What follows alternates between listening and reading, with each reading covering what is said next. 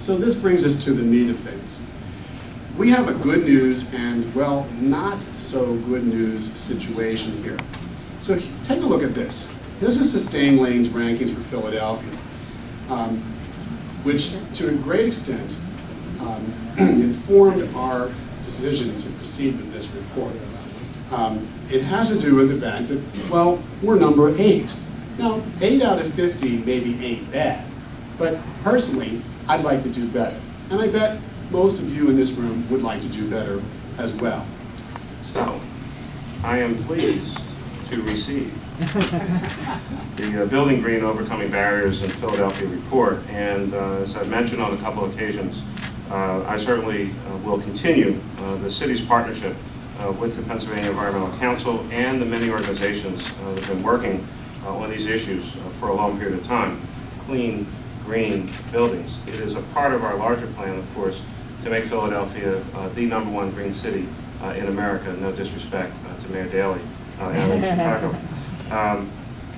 The city's local action plan for climate change, we know, points out that buildings account for half of the city's greenhouse gas emissions. And so this is a critical issue that we have to come to grips with. The government must lead the way on these issues, and I think also show developers increasingly that the investments that you make up front and as you make your financial decisions, there may be some additional upfront costs, but you will more than get a return on your investment over time. And if we're talking about sustainability, then we have to be talking about over the long term. And that's how decisions should be made, and that's what people do when they have confidence in the future, but they can also see where things are going. And so we want to eliminate as many barriers as possible to this kind of development here in the city. I've made a pledge that we're going to respect also good land use planning principles, make sure that our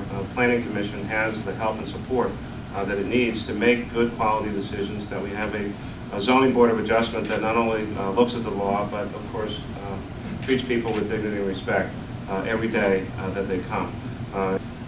A barrier, that there really isn't a city department that is the champion for the environment. That the home rule charter, the way that it's set up, silos departments, again, sort of inhibiting communication between departments and resulting in those missed opportunities. And as a result, there's kind of a not my job mentality among city employees. And this was experienced by a number of the private sector developers who have gotten their green projects done in the city, hanging their heads against the wall all the way.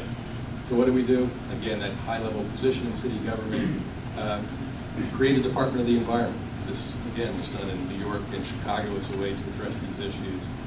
Unite the built environment agencies to create synergy. In Seattle, for example, they moved their equivalent of license and inspections under the planning department and created a kind of holistic way to address the built environment. So another structural change that might help. This is a great one.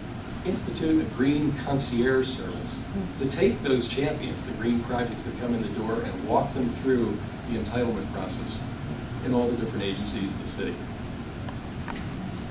Take the friction out of the city, out of the system, and begin by instituting that expedited approval process so that green projects go to the head of the line.